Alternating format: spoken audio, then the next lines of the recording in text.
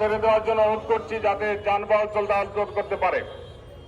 এই পশ্চিমবঙ্গের ইতিহাস আমরা দেখি, স্পেনে মসজিদে আশ্রয় নেওয়ার কথা বলে সবাইকে তুলকে আগুন দিয়ে সকল মুসলমানদেরকে হত্যা করা হলো। কথাটা ঠিক কিনা বলে?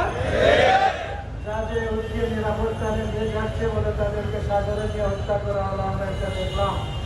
আর আজকে তাদের সেই চরিত্রে আমরা দেখছি, তারা ইরাককেও ধ্বংস করেছে, তারা আফগানিস্তানকে ধ্বংস করেছে, তারা সিরিয়াকে ধ্বংস করেছে, তারা লেবাননকে ধ্বংস করেছে, আর আজকে এই ফিলিস্তিনিকে ধ্বংস তো করছেই, গোটা জাতিকে নিঃশেষ করে দেওয়ার জন্য সকল পরিকল্পনা নিয়ে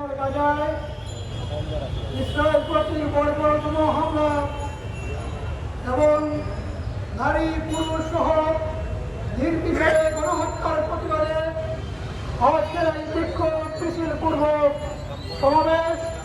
সমাবেশে উপস্থিত রয়েছেন গণমানুষের সংগঠন শহীদ কাফেলা বাংলাদেশ জামাতে ইসলামের সিলেট জেলা এবং মহানগর শাখার সম্মানিত নেতৃবৃন্দ, সম্মানিত টিচার, ইমানদার ভাইরা, সম্মানিত সিলেটবাসী, আজকে আমরা অত্যন্ত কষ্টের মধ্যে রয়েছি।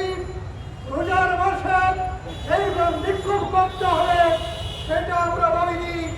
ফিলিস্তিনের যে ধরনের বর্বর হামলা চলছে, এর মধ্য দিয়ে একজন মুসলমান বসে থাকতে পারে না। রাসূলের হাদিসে উল্লেখ রয়েছে, মুমিনের সম্পর্ক পরস্পর ভাই ভাই, মুমিনের সম্পর্ক দেহের সমতুল্য।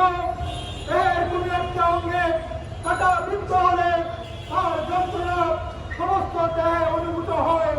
একজন মুসলমানকে যেভাবে হত্যা করা হয়, সেই হত্যাকারী এমন কষ্ট সারা মুসলিম বিশ্বের মুসলমানদের পরিবারের মধ্যে আঘাত করে এবং সেই কষ্ট অনুভূত হয়।